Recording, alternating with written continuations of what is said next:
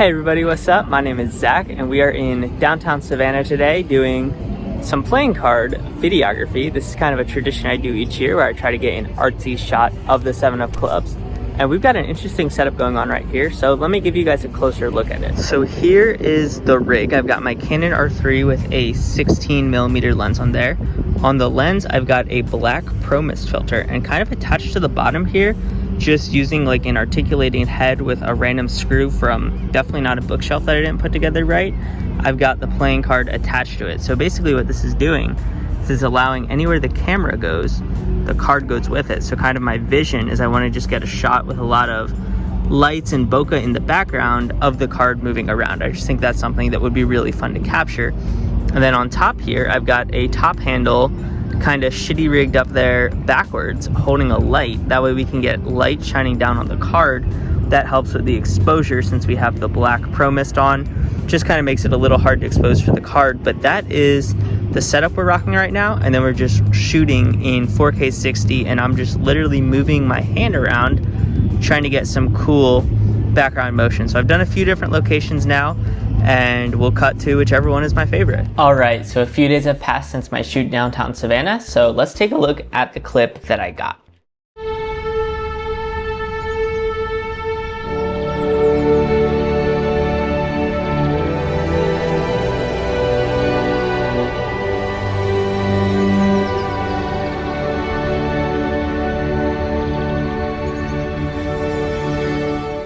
And there you have it. I'm actually very happy with how this turned out. Let's dive into Premiere real quick. I'll show you guys a couple things with this.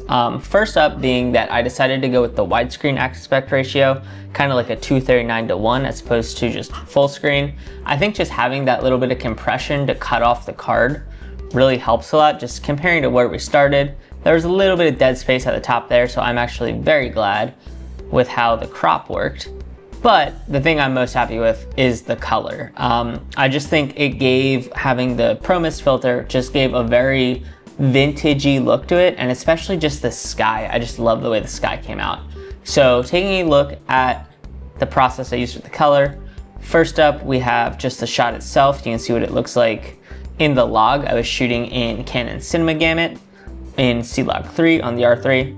That's what it looks like with my base correction in there, as well as a bit of a grade. You can see just a lot of messing around with the curves. Big thing I did down here was making sure that I took all of the color out of the white because I didn't want to get any cast into the white of the playing card. Then this first adjustment layer is going to relight the scene, so I'm using a mask on here. If you take a look right up there, we just have a little bit of a mask, and the mask is inverted to bring down both the shadows and the highlights. That way it kind of looks like there's direct sunlight coming down on the card from that corner, and that's really drawing my eyes to the pip of the card, which is the 7.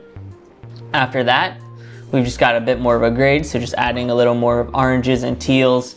That was mostly done with my color wheels, but I also have some messing around with the color curves in there, just kind of boosting the saturations of the colors that I wanted to really pop. And then on top of that, I just have some film grain that I'm overlaying, and that is at a 15% opacity. And that is the shot. And I'm very happy with how this shot turned out. I think it turned out really good, and just kind of a fun tradition I do each year. So why the 7 of clubs? Why am I filming the 7 of clubs? The 7 of clubs is without a doubt my favorite playing card in the deck. And the reason it's my favorite card is because of the message of the card. The message of this card is to stay true to yourself no matter what. And I think that's a lesson that has really changed my life and just gotten me to the point where I'm at today, where I get to travel all the time and film some really cool things and just do a lot of cool stuff in general, is because of this card's message, you know, the message of staying true to yourself. So if there's one takeaway that you guys get out of this video, it would be that message too, to stay true to yourself. You know, you're the only person who knows what your dreams are. You're the only person who knows what your ambitions are. And so you should chase them. You should work hard, and you should follow those dreams, follow those ambitions. And that's how you get to, you know, do the cool things and be the best version of yourself. So that is the message of this card. That is why this card is so important to me. The story is a lot deeper than that, but that's just like the bare bones, you know, share with the world on YouTube. Reason is because the card symbolizes staying true to yourself. And I really do believe that message. It's a message that I think is just so powerful and so important. So that's why I like to highlight this card as much as I can. That's why You know, when I think about what am I thankful for, one of the things I am thankful for is the fact that I followed the message of this card and have been true to myself, you know, through life, all the ups and the downs. You know, you stay true to yourself, and that's how you achieve the biggest things. But anyways, fun little video for you guys, just showing you guys a little behind the scenes of that shot. I hope you guys enjoyed it. And yeah, I hope you guys all have a great Thanksgiving, great holiday season. Enjoy the time. And until the next video, I'll talk to you all again soon.